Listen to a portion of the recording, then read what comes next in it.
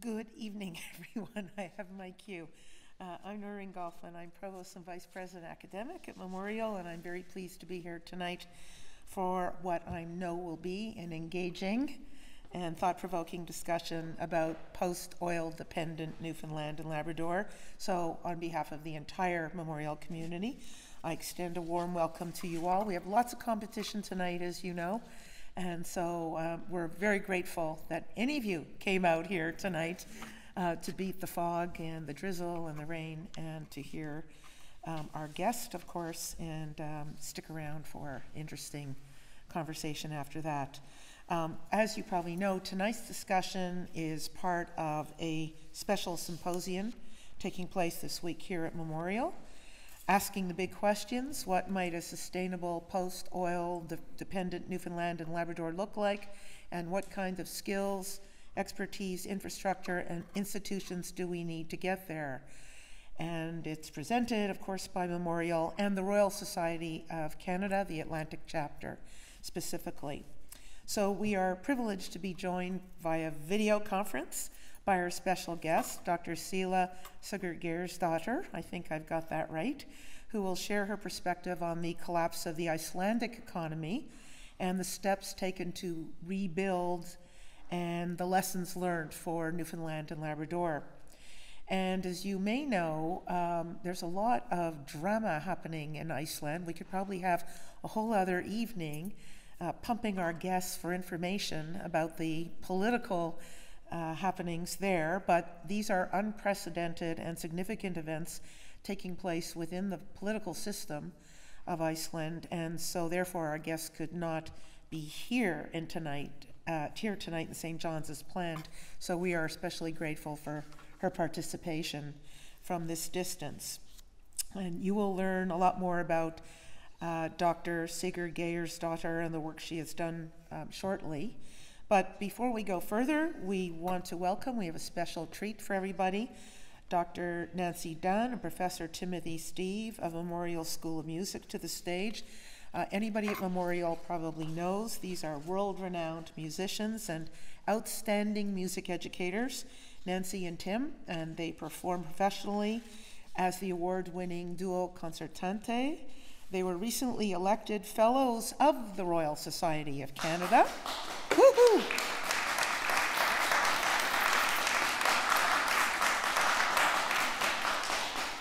Well deserved. Dr. Dunn is an acclaimed violinist and Professor Steve is a renowned pianist. They perform nationally and internationally at recital and performance halls.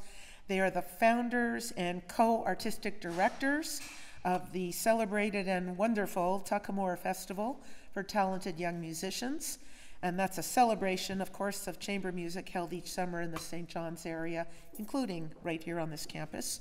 And just recently, I don't know how many people know, but both have been recognized, not surprisingly, with Memorial's President's Award for Outstanding Research and have just received the designation of University Research Professor. So bring it on.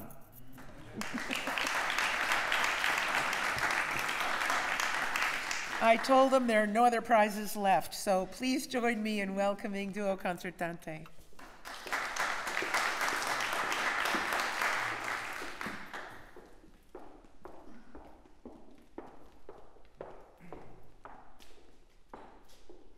So we have two pieces for you this evening.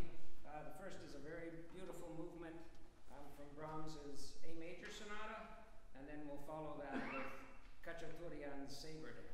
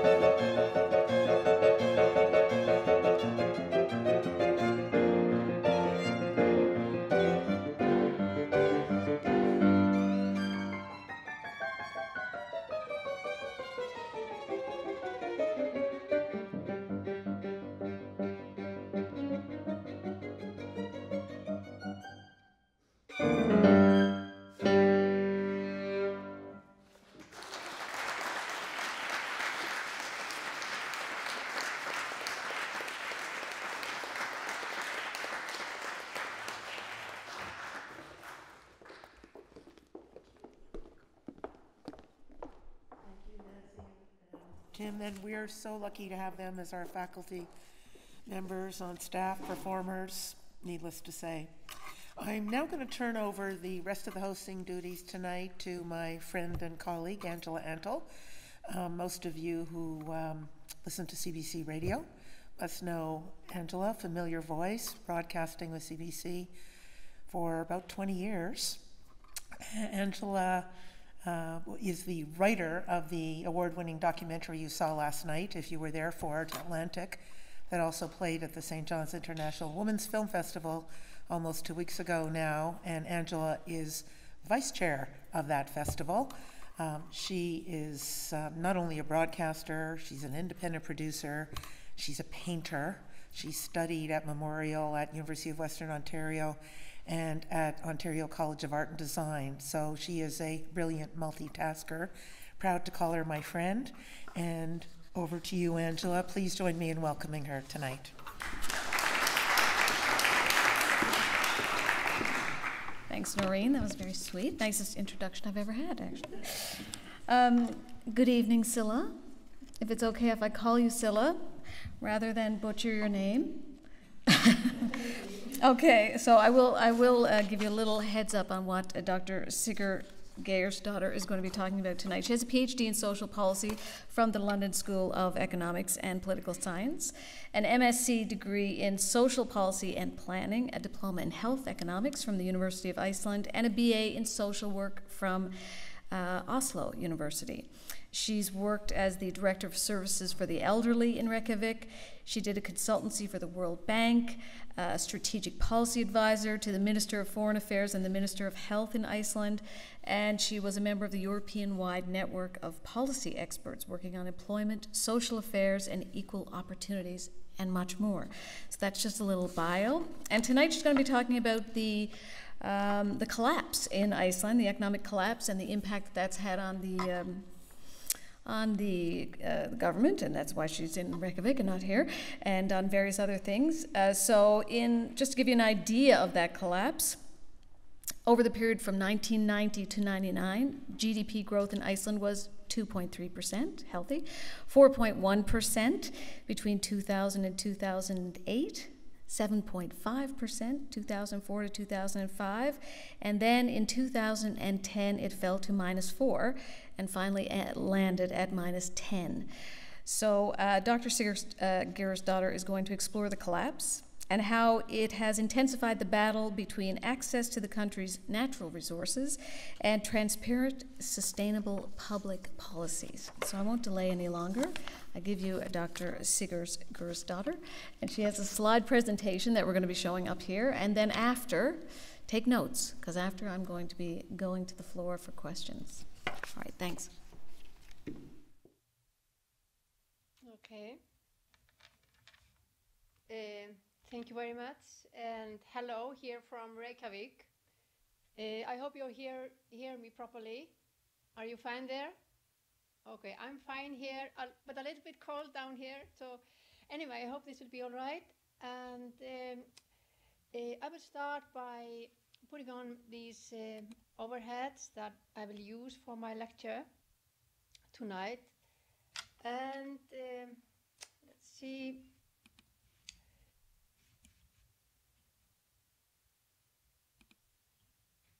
So, I know that you can see me. I don't see you now.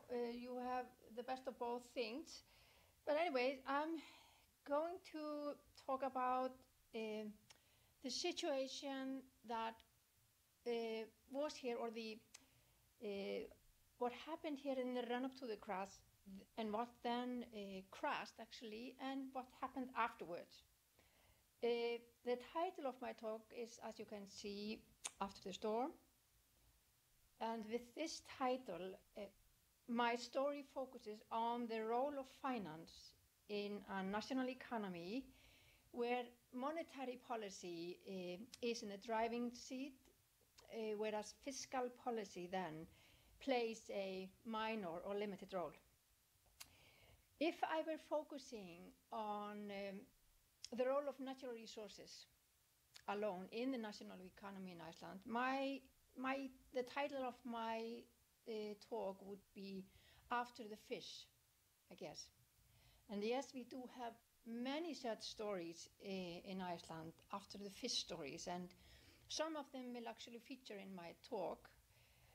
But the interesting thing, and a very crucial one to understand, is that when telling the after the fish stories, somehow we go back to telling the stories of the role of finance.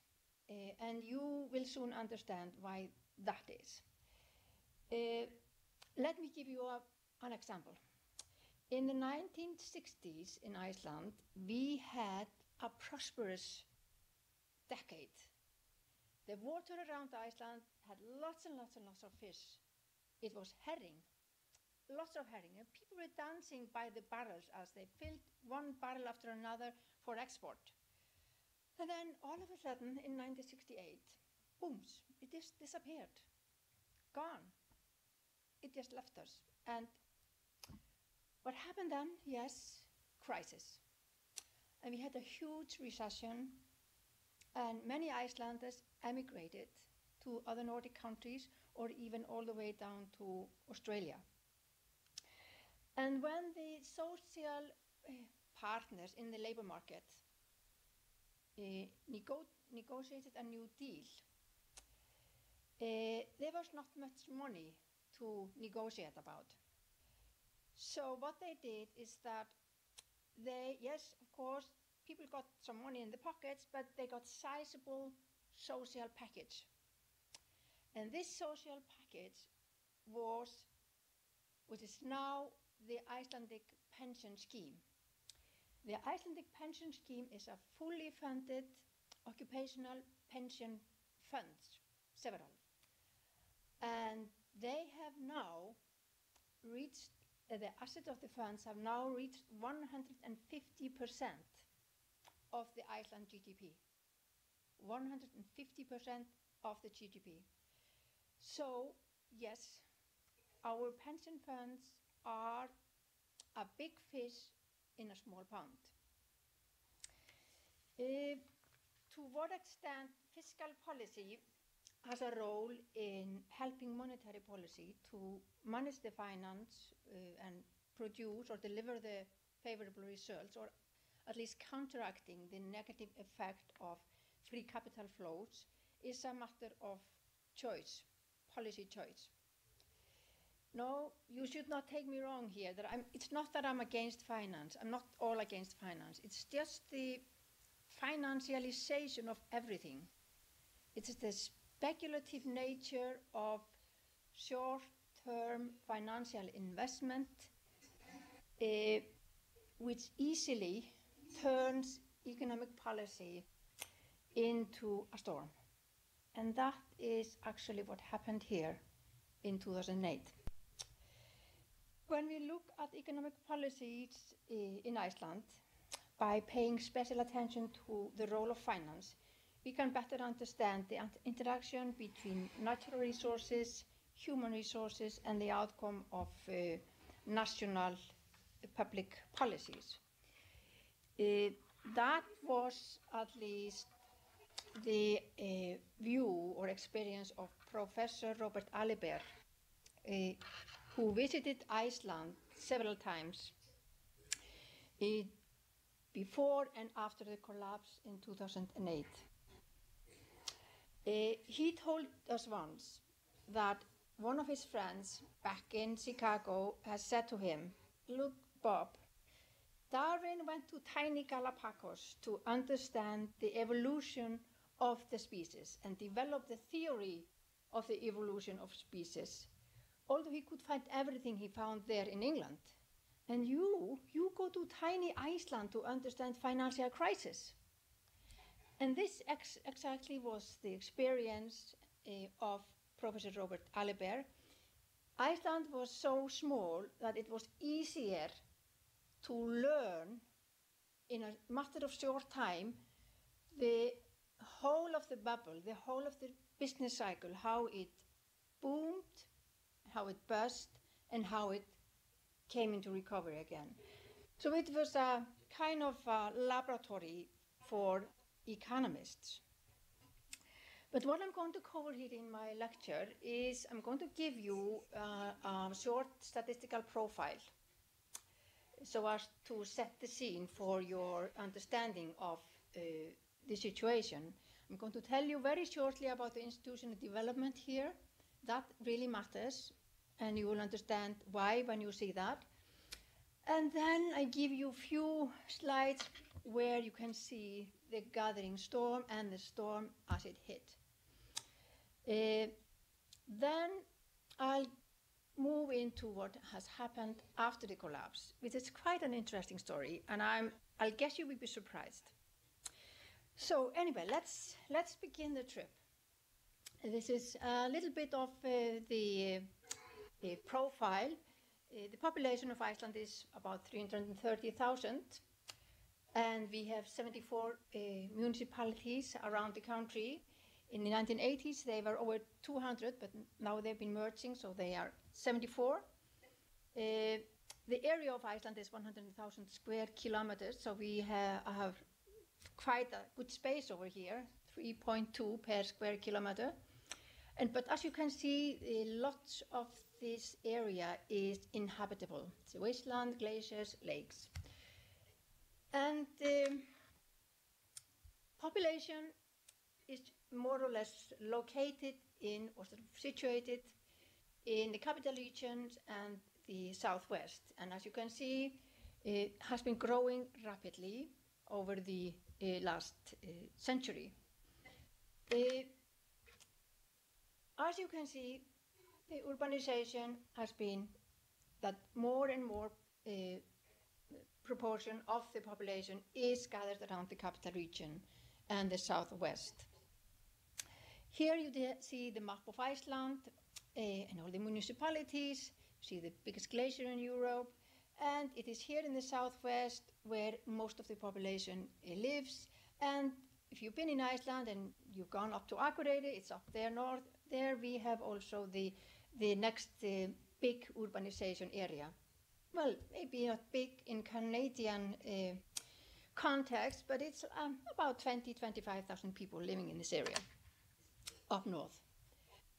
Here are the parliamentary constituencies. They are 6, or are they 8? In 1, 2, 3, 8, 6 parliamentary constituency. We just had an election last Saturday, so I should know. Anyway, the labor force participation is very high in Iceland, and one of the key features about the labor participation, or participation in the labor market, is that the rate of female participation in the labor market has always been very high. It is among the highest, or if not just the highest in Europe, I think. That's what you can see here. But what is a matter of worry now after the collapse is that the level of unemployment for the younger population between 16 and 24 remains high, and it might not be high in international standards, but generally unemployment in Iceland is low in international standards. So 8.7% is high unemployment in Icelandic history. Now I'm going to browse through the main economic sectors. Jobs, as they are sort of distributed between the various sectors: agriculture, forestry, and fishing, the lowest, takes the lowest population. Industry, 17.8, and services is the biggest sector. And we can see how the picture changes when we look at the export value. It's merely or mainly fish production, but as a proportion of the total, it has sort of gone down relative to manufacturing. But if you look at manufacturing, it is mainly aluminium and silicon. So agricultural product is very little for export. It's mainly for domestic use. And the fishing, the water, the Icelandic water has been sort of, Icelandic authorities have been extending the water from 1952 onwards up to 1978, from 3 miles up to 200 miles. And so we have this water and the midline between Greenland up there in the left corner, and then you see Faroe Islands and Scotland. Fishery management in Iceland.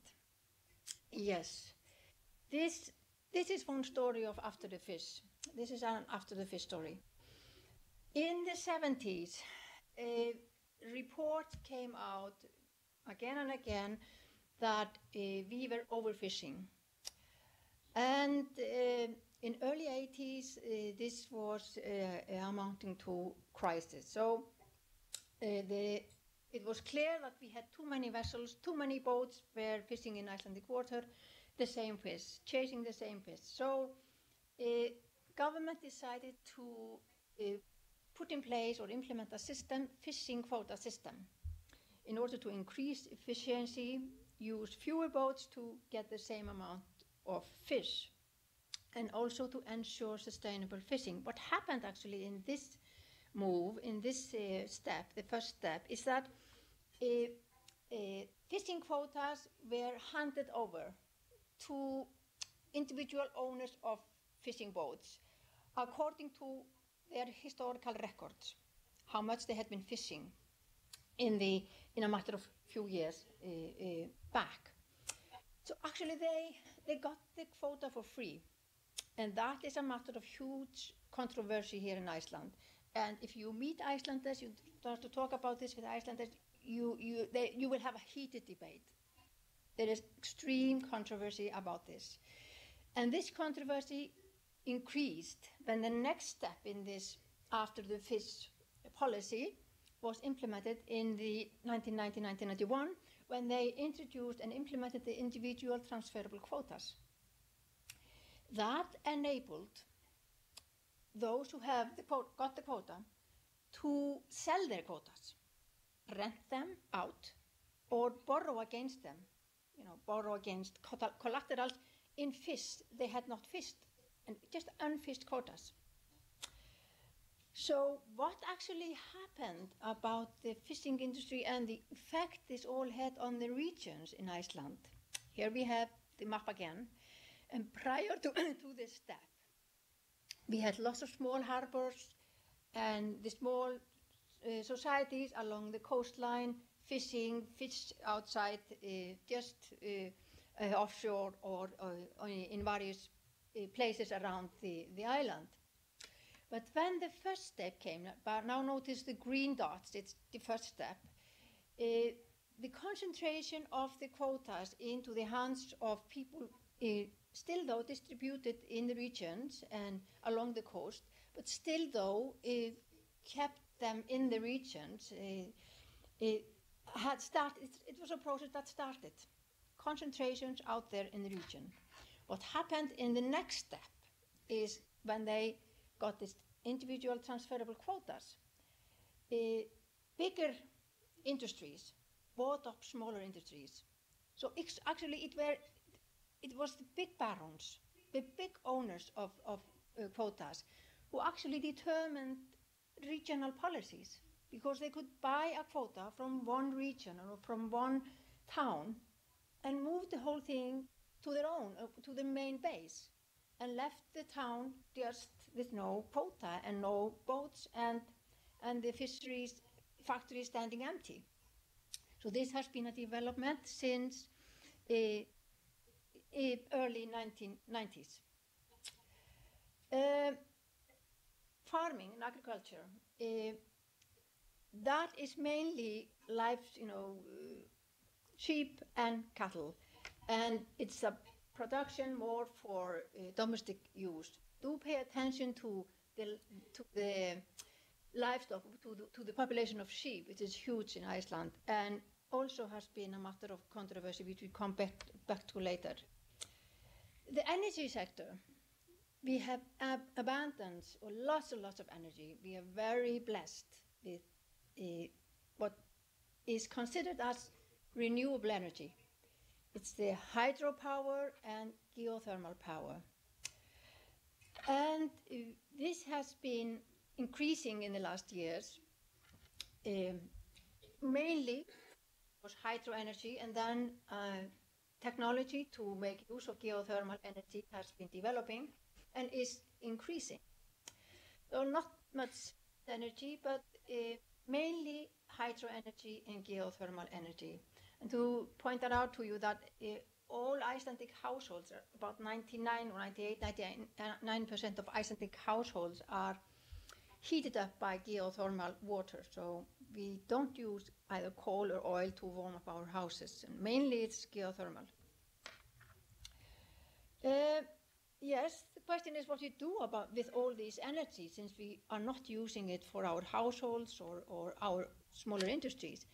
We are producing this energy for energy-intensive industries, like and mostly aluminium smelting, which are in different parts of the country, Kowa, Alcan, and Century Aluminium. And by the way, these are international corporations.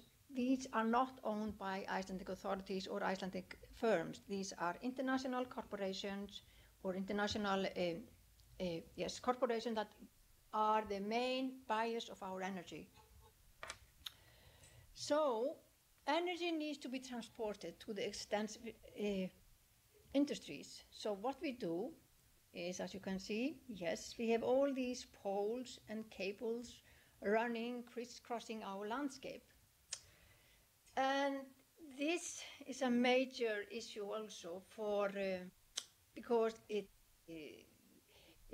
spoils the view, and it is a big controversy in terms of putting poles and cables across natural wilderness. Like we see here, this is in the northeast of Iceland.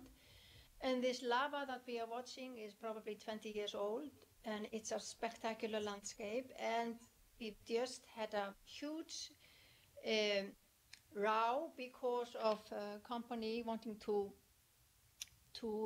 build poles right across there with cables to transfer energy to a new big industry in the northeast. So big industry, energy production and transport is in conflict with natural wilderness as a natural resource. And that's also puts risk to tourism, because this is one of the things that we are selling to make Iceland attractive to tourists. So there are tensions and controversies within and between sectors. In agriculture, for years and years, we kept drying up wetlands. Now, we are in the beginning phase of starting programs to retrieve wetlands because of climate change. We have erosion of vegetation in the commons due to big sheep stock, and also very much debated here in Iceland, farming is heavily subsidized by government. In the fishing industry, in the beginning there was a tension and competition between farming and fishing over the labor force. We have a small population, and when the people started to move away from the farms and down to the seashore to work in fishing and fish factories and that part of the economy, farmers were not happy. And then came the transferable quotas I told you about, undermining both regional policies and eroding local economies. And what is following about the fishing industry, and hugely controversial, as I told you right before, it is the rent seeking. This is to say, it's a privatization of public resources in the hands of very few quota barons, as we call them. I told you previously that they got the quota for free. And it has been a huge controversy and huge public debate whether they shouldn't pay a rent, or at least higher share of that natural resources to the state, to the public. And then we have the energy sectors and the tension between big industries and smaller industries, and you will understand a little bit more about that later.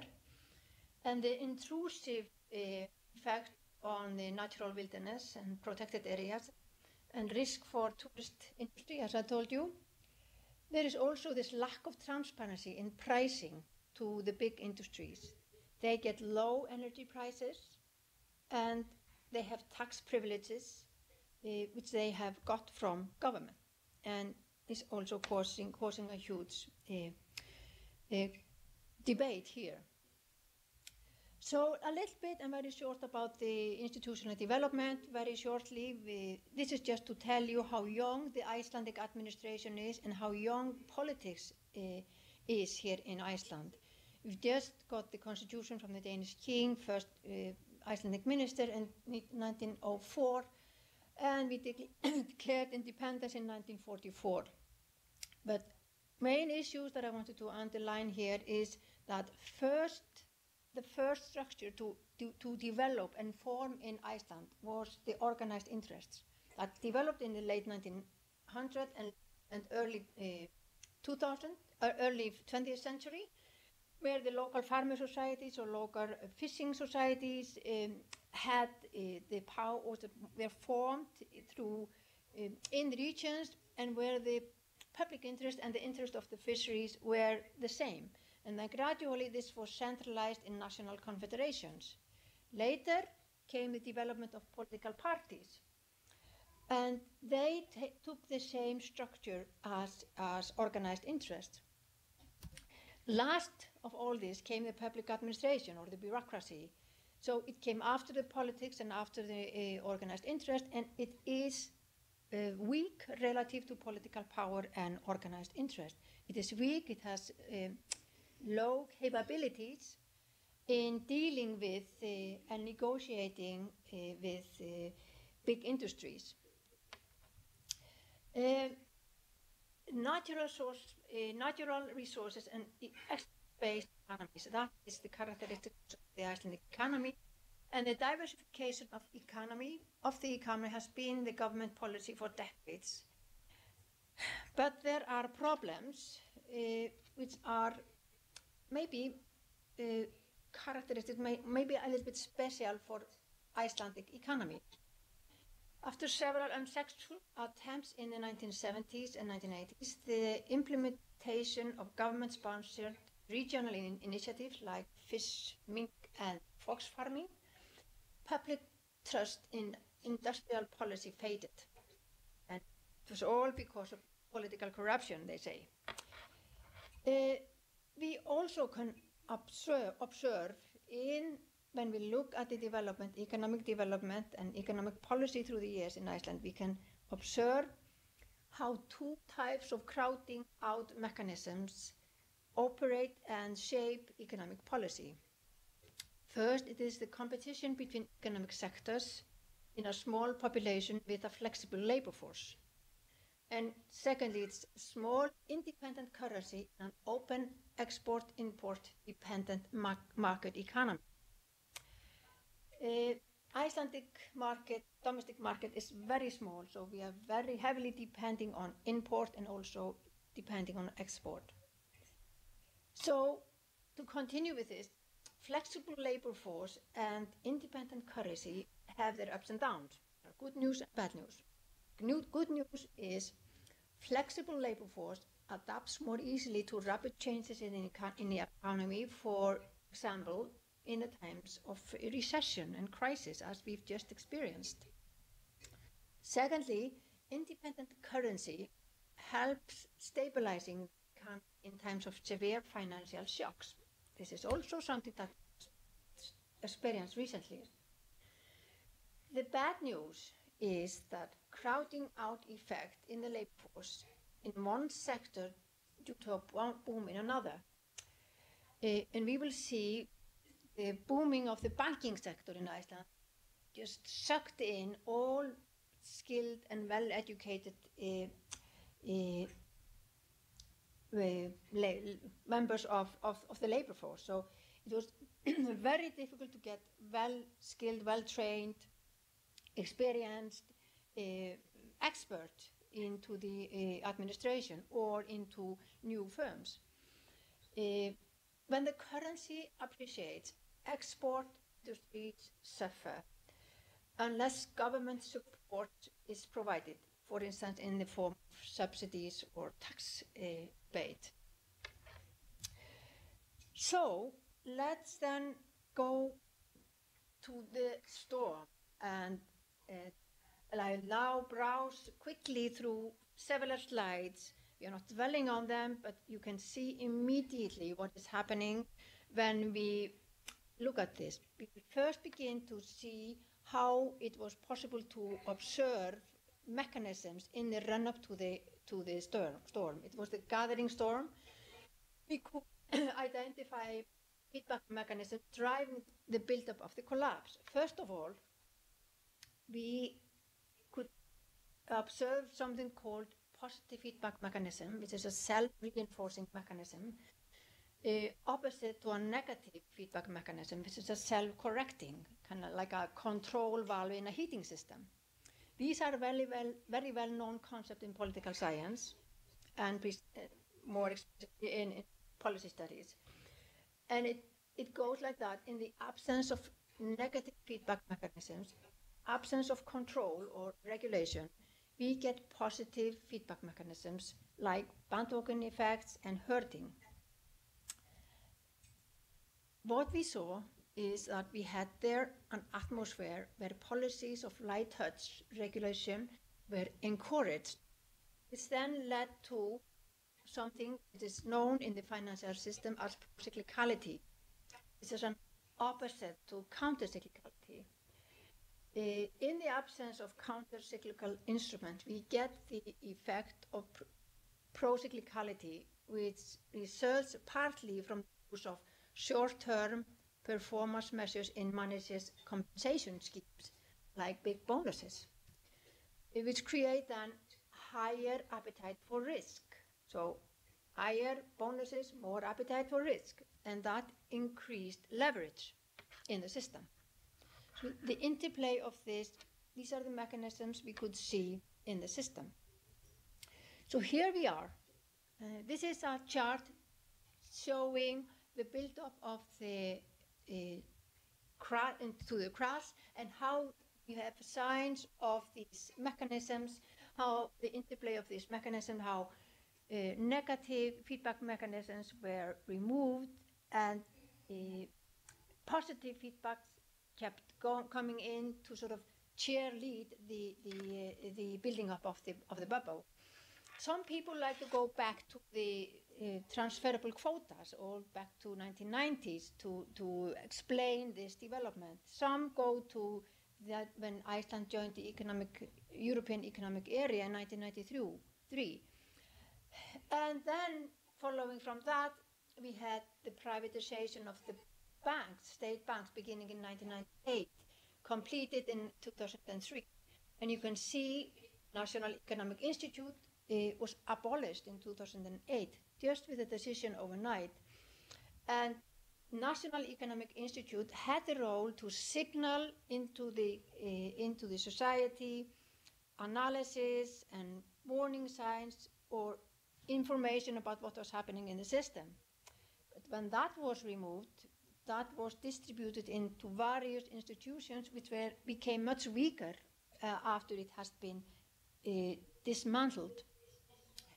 And then you can see that we had coming in warnings from abroad, like from the Danske Bank with the Geyser economy report, Fitch rating changing its prospects from stable to negative. But in came experts from abroad telling us and giving a health certificate to the economy, saying that this is good and the banks are sound and institutions are strong.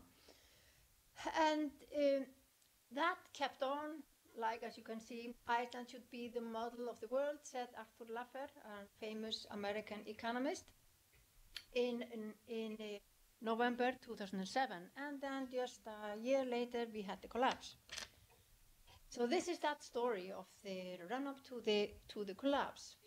At the end of this period, the Icelandic three biggest banks, the asset of the biggest banks had reached to become 10 times the GDP. And the household debt had been rising rapidly, as you can see on the black line. And you can see the blue area, the privatization of the bank, where they rush into the mortgage market and offering 100% mortgages to buy houses, and trying to crowd out the red area, which is the public housing fund.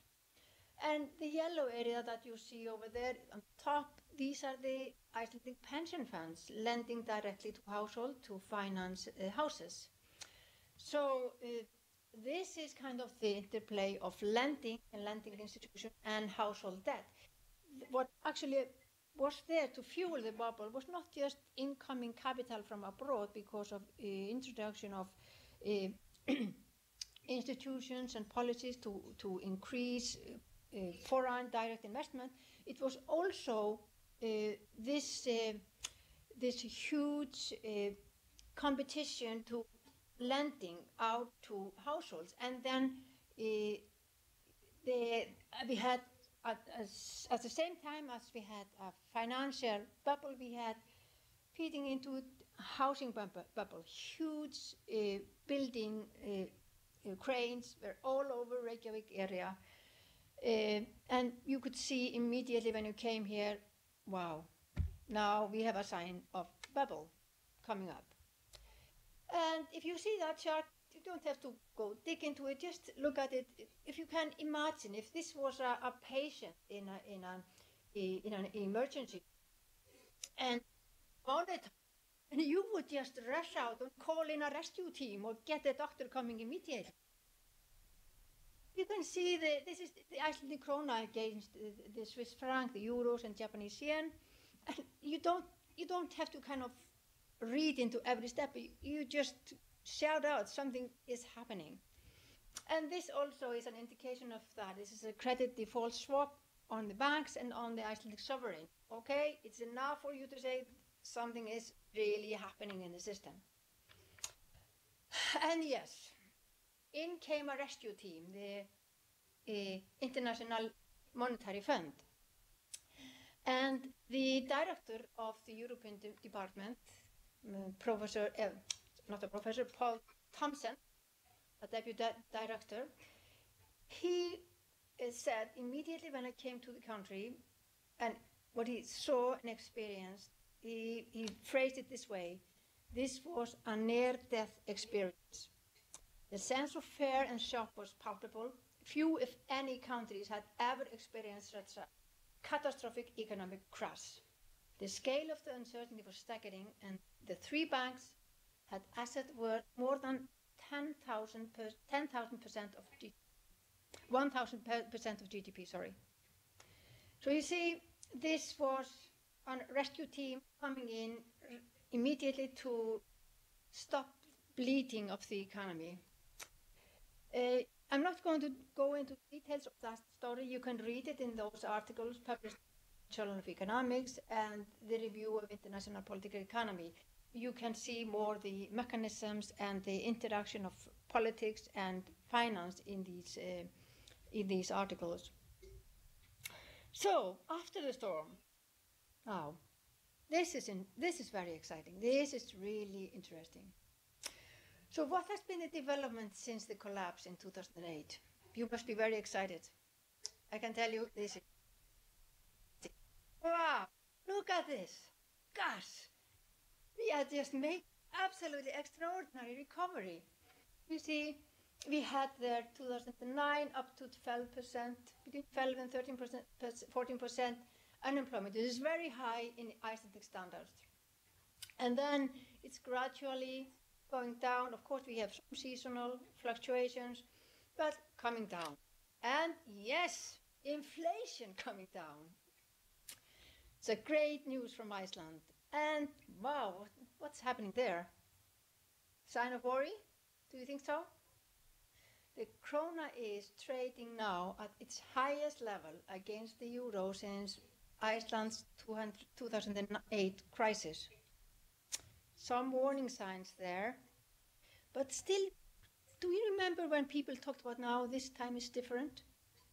I think I can hear some warning signs from banks now and from the travel agency that the krona is getting too strong, and it may affect tourist industry. It will begin by the tourists, they spend less, but they may keep on coming, but they will spend less in the shops and in the restaurants. So, but anyway, signs of worry because of a stronger krona. But you can still hear voices. No, this time is different. It's not like the 2008. So the question is, what explains Iceland's recovery? Do you think it's government policy? I'm sure, usually politicians want us to believe that. Government policy, of course. So, government responses to the crisis. The measures were taken to reduce unemployment. I could tell you about all of the program of IMF, but I have to just concentrate on the one element of the responses, and that's the labor market. And what government did, of course, we had the IMF program, and they sort of set the route of how to manage and how to steer out of this crash. But the government had programs to address unemployment. Labor market programs such as training and retraining, They offered grant agreements to stimulate growth and innovation in the regions. They took up refunding research and development costs for smaller firms and industries working on export-oriented production. So you can see a little bit of fiscal policy there. After all, at this point, we had the first left-wing government in Icelandic history since the Republic. So yes, they seem to be kind of, yes, into fiscal policy. And also refunding VAT on filming industry. Stimulated filming industry, both domestic and foreign producers, has a side effect, a wonderful side effect. It has introduced and advertised Iceland abroad as an interesting travel destination. And we get all sorts of pop stars traveling around, having their videotapes and videos taken here, musical videos, and now we've got warnings. Iceland has been very, very popular in India. And can you imagine if all the hundreds of millions of Indians coming visiting Iceland? So, wow, great news. But policy has not been the main driver of recovery. And now you'll get excited. How can that be? Well, what really explains Iceland's recovery, and that makes it problematic to draw lessons from Iceland. Yes, of course, there were dramatic measures taken to stabilize the currency. Capital controls on outflows in November 2008. And that meant that the capital that hadn't been able to flee out of the currency before the capital controls were implemented, they were locked in. And they were not locked in coffins or drawers or bunkers. They were there in the economy, trying to get a return on investment. So yes, we still had some capital. Collapse of the currency, yes, that was good news for export, particularly export marine products in years of good catch. And yes, we were blessed. We had very good catch of the fishing catch these years. And more so, we had a new kid on the block. The mackerel appeared in masses in Icelandic water. It's never been here before, but suddenly knocking on the Icelandic water, and here they were. And we had a fishing boom. And very good prices for fish. And then again, volcanic eruption in 2010.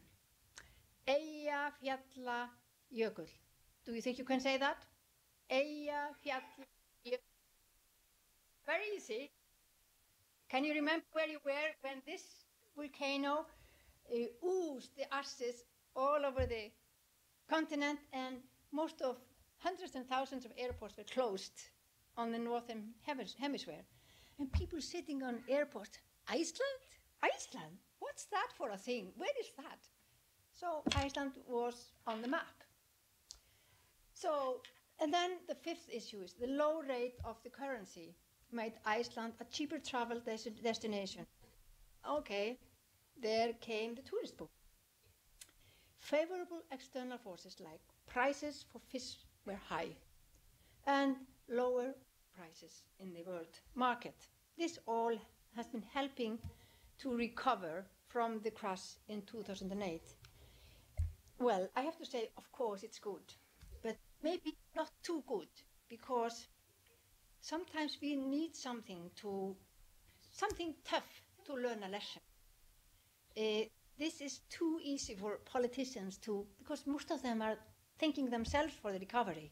But when you look at what is happening, this is really the big elements of the recovery, less so the government policy. The good news, yes, what is the good news? Look at this. Passengers through Keflavik Airport, which is our international airport, you see what is happening? They are coming. Tourists are coming to Iceland in thousands and thousands, and yes, millions. This is something we have not been prepared for. Absolutely not. We are only 330,000. And most of us are working in other industries than tourist industries. We've got lots of other things to do. And very few of us are trained in this sector. So this is absolutely a new challenge. And you see the red pillar there. Red pillar is the year when Eyjafjallajökull sent the ash into the air. It's the year when the British said, we want cash, not ash. It's what it is when they wanted us to pay ISAVE. And anyway, they got the ash. So after the crash, a window of opportunity for startups of new initiatives, small firms and industries opened immediately after the collapse of the currency and developed in the aftermath while the rate of the krona was still low enough to facilitate access to market for export, making them better competitive on international markets.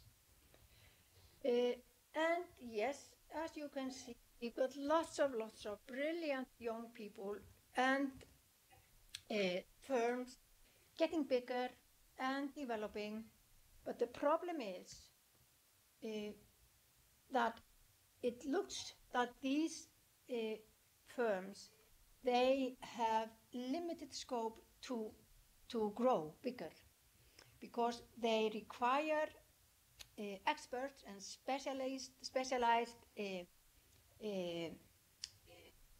experts to work technologies and softwares and design. And these kind of initiatives, they couldn't do anything in the run-up to the crash. That was because all the banks sucked in all the most better educated and trained people.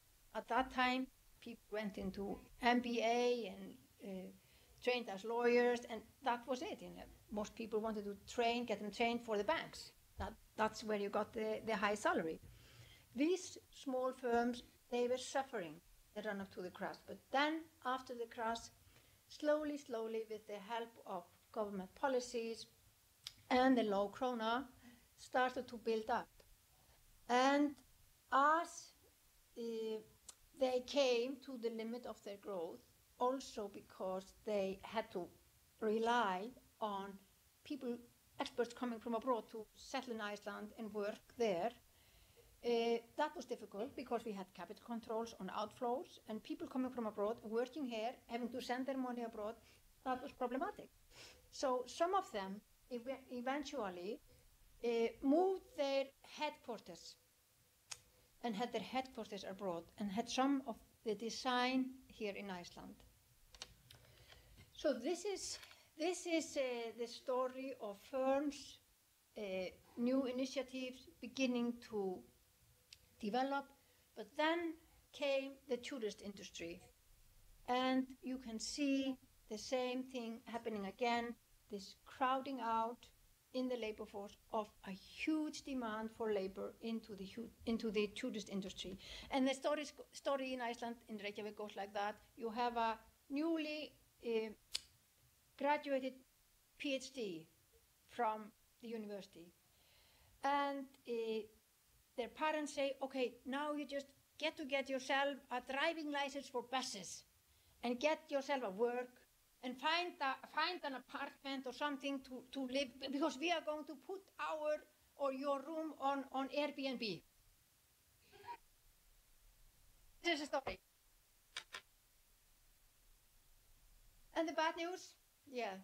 New initiatives and smaller export-oriented firms in the post-crisis economy are confronted with old and familiar problems of the natural resource-based economy.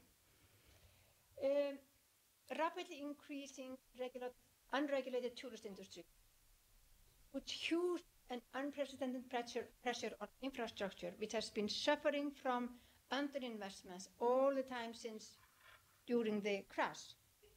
Roads, transport system, police, healthcare, rescue teams. And it is a pressure on sensitive nature of the most popular places, which did not have a proper infrastructure to protect the soil, the grass around natural reserves, lava, hot springs, and waterfalls. I don't know if any of you have been in Iceland. Maybe you know this, maybe you've seen this. High demand for low-skilled labor, a similar crowding out effect being observed in the labor force as in the run-up to the financial collapse. So, do you see the cycle here? Got a cycle. That's what Robert Alibert could see. And we are now observing that. And an all year round tourism, you know, people come here in masses, in the dark. Do you know why? What is it that they would like to see here in the middle of the winter? Can you imagine that? We have only 4 hours of daylight. What is it that they want to see? Northern Lights. Northern Lights. We are selling the Northern Lights. Aurora Borealis.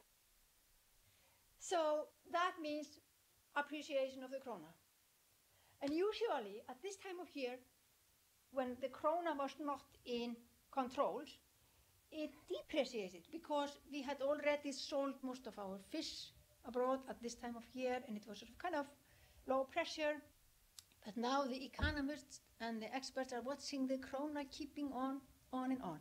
For instance, 1 year ago, if you parked 100 euros here in Iceland, it would be 129 euros now. So it's a good park money here now. Anyway, so that is appreciation of the krona, and that is the warning sign that are coming out now from banks and financial institutions. Good news for households, of course, because cheaper import of goods and services, but it has this adverse effect on export, crowding out smaller export industries which do not have government support. So we have clear signs of a new boom. So coming back to fishing and finance, the role of finance. I took this picture from a newspaper now in the running up to the election on last weekend. One of the politicians wrote an article about this, pointing out what is happening here. And it's a striking picture. What we have here on the left side is the rent to the state that the fisheries pay to the state. The left-wing government that took office in 2009 and was voted out in 2013 had raised the rent on the fishing industries for access to Icelandic waters, for access to what is not pursued, it is public ownership of natural resources in Iceland. But the new government that came in 2013 started to lower the rent. And as you can see, the rent to the state goes down and down and down. And what you see on the right-hand side, you see the payments of dividends to owners of fishing companies. And I told you that this is a huge controversy in Iceland. And if you come in a party or wherever you meet Icelanders and they are talking about the fishery in Iceland, you will have this hectic, heated debate, and people easily lose control over this because this raises so much anger, and there is so much division in the population because of this. So what also can happen is huge dividends they are paying themselves. They even use this dividend to privatize public services, which is against the will of the Icelandic public, and they use it also as a contribution to political parties who support their industries. So it's all transparent here. Nothing is hidden, but this is what we have, and this is what causes a huge anger. And another now very interesting picture. This is Icelandic ministers in the Panama documents. And it's not just that we had 3 of our 9 ministers with their name in the Panama documents and having transferred money from out of the Icelandic krona into offshore industry, offshore banking. It's not just that. What we see and what the papers revealed for the Icelandic public is the cycle of the money.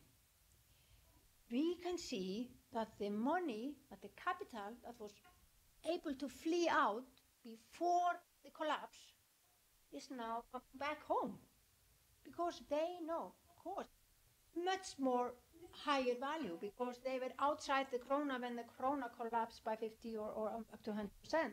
So they had their money, their capital in foreign currency.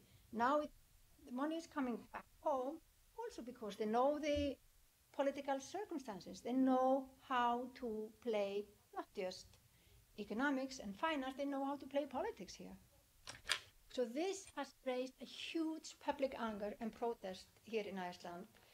And what Icelandic public has learned after the collapse in 2008 is that it is possible to be an active player in politics, and it is possible to put pressure on politicians to resign and leave office. And that's what happened in January in the Pot and Pan revolution, when they put a pressure and the government left office. And that is what happened when the Panama Papers were revealed, the end of the cycle when money was coming home, and not just coming back home.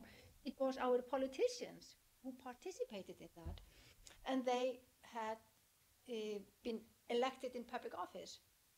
And what this gathering, the biggest protest in Icelandic history, following that on that Monday, the Prime Minister resigned. So Icelandic general public, the general Icelanders have learned a big lesson. First of all, they became expert in economics in a matter of week or two in 2008. You can talk economics with almost everyone. They knew about all these cycles and all these various technical words. And also, they understood and learned that, well, politicians, they have to be held to an account. So the question is now, do we have lessons here for other countries? Maybe not specific to what actually happened in Iceland, but if we take that to more general terms of economic policy and democracy, there might be lessons for other countries. I don't know. That is something that others will have to consider. First of all, we have learned that economic policies shape the society and the life, well-being, and livelihood of people in society. And we have learned that economic policies are too important to leave it to the market to decide. And democracy itself is too important to leave it to the politicians alone to shape democratic practices and economic policies. Then again, there is no such thing as a cruise control or an autopilot to push after elections and leave the rest to politicians. Democratic accountability matters, and for democratic accountability to work, public participation in shaping society by understanding and following up policies is crucial. That is what we have learned, but it took one of the biggest economic crashes in world history for us to learn this. But I told you, remember, I told you, institutions in Iceland are young. Thank you.